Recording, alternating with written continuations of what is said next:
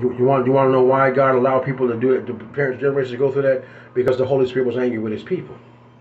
We all know now that the slaves that were brought over on the Amistades were not Nigerian; they were Hebrews. So they weren't niggers, and they weren't Nigers or Negras.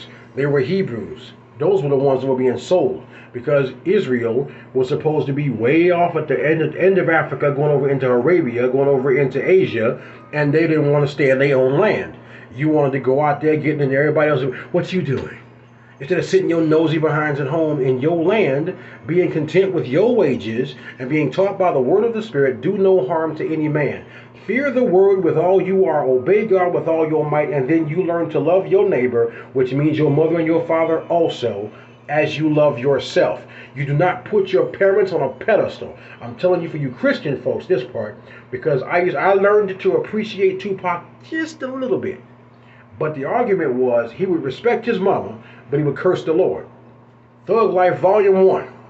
Right before I die, I'll be cursing the Lord. Reincarnated, tricked even worse than before. Before folk, but they ain't said nothing about God, about nothing else.